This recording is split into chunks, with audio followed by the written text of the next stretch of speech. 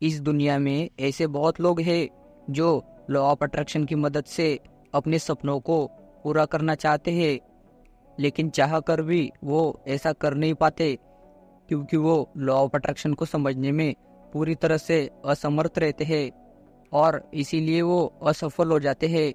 क्योंकि law of attraction की कोई भी टेक्निक हो, वो सिर्फ ऊपर ऊपर करते हैं और बाकी जो बचा हुआ दिन है वो उसी फीलिंग में गुजारते हैं जैसी फीलिंग उनकी पहले थी।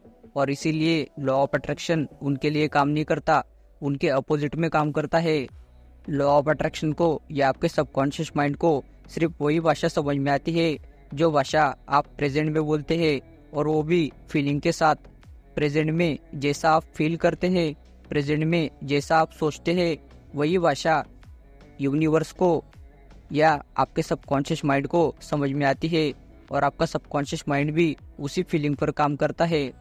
पास्ट के विचारों और फीलिंग से और फ्यूचर के विचारों और फीलिंग से आपका कोई लेना देना नहीं है। आप अभी जो प्रेजेंट में फील कर रहे हो और विचार कर रहे हो, यही आपके सबकॉन्शियस माइंड के लिए इम्पोर्टेंट है और इस यूनिवर्स के लिए इम्पोर्टेंट है। अगर आपको आपका गोल पूरा करना है तो आपको एक रूल बनाना पड़ेगा जिसे हम कहते हैं 60% और 40% का रूल।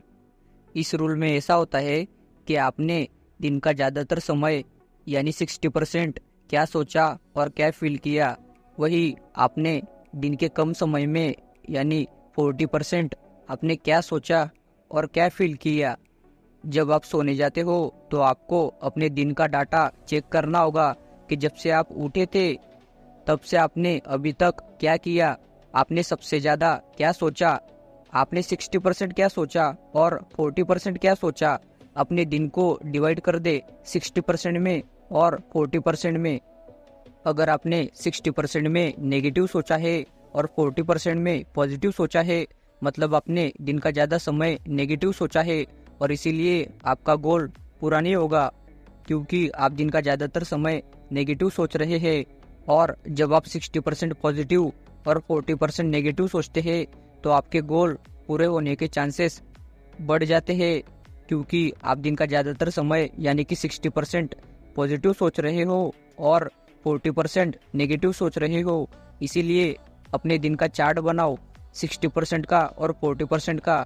आपको अपने प्रश्न का उत्तर मिल जाएगा कि लॉ ऑफ अट्रैक्शन आपके लिए क्यों काम नहीं करता। Thank you.